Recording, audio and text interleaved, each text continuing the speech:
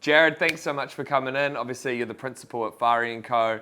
Awesome project marketer that we get great feedback from both consumers and from developers. Thanks for taking the time to come and talk to us. Appreciate it. Thank you, Mike. Pleasure to be here. Awesome. Well, look, we're kind of in early April. You know, we had the rate pause yesterday with the RBA. You know, with all that in mind, what are you seeing out in the market right now?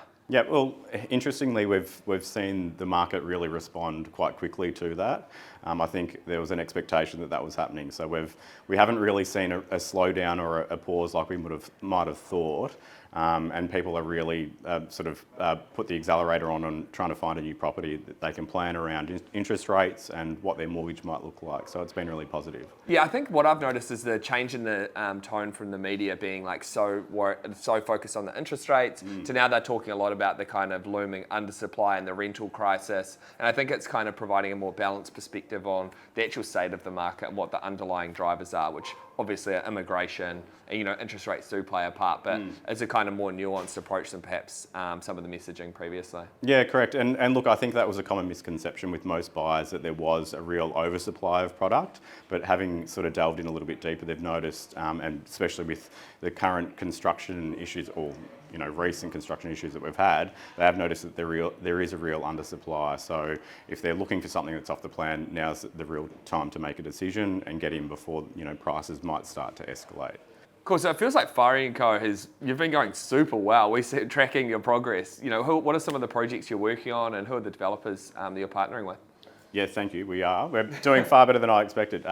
Look, we've been really strategic around the projects that we've appointed, and it's a real collaboration. That's one of the things that's really important to me, and knowing that we've got good developments coming up. Yeah. So I've got a couple happening at the moment. We've got Greensboro, we've got Altona, we've got Ashburton, Fitzroy, also a completed product which is happening in Balwyn North. So we've got a lot happening, and we've got a really strong pipeline coming up. So always room for others, but yeah, we're really pleased around where we're tracking. Yeah, awesome. And what are some of the characteristics that you're seeing of the projects that are most successful right now? Yeah, definitely the smaller boutique projects. I think what's shown time and time again is that buyers are wanting something that's a bit more boutique, something that's owner-occupier focused, in a key locations close to the CBD, not too close, but obviously affordable as well. So there's a lot of key drivers that indicate a successful project, but obviously early engagement with the right project marketer will really help assist in delivering the right product and making sure that that project is successful. Totally. And look, we're seeing in our data, look, for those particular markets, heavy downsizer driven, a lot of 2 and 3 bed configs are the most popular types of configurations that people are inquiring on. Is that what you're seeing across your stuff? Yeah, definitely. And look, we've definitely noticed that, and we're getting early uptake on the larger product for most of our projects. And alongside that, we're also getting a lot of combo plans, so which we've always spoken of in the past, where we're unsure around where the market will go, but we've really seen a trend for the larger product, as you said, and they tend to be the first apartments that are sold in any project, so the larger and more expensive product. So it seems like we're at the bottom of the market now. Developers that have either got sites or are thinking about buying sites, what would your tips be for them?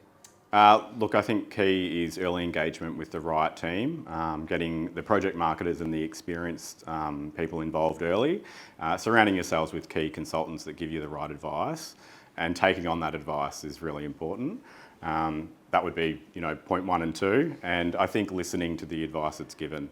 There's a reason why we're successful, and the reason why our projects do well is because we know what we're talking about. So it's key to take that advice on board and run with it.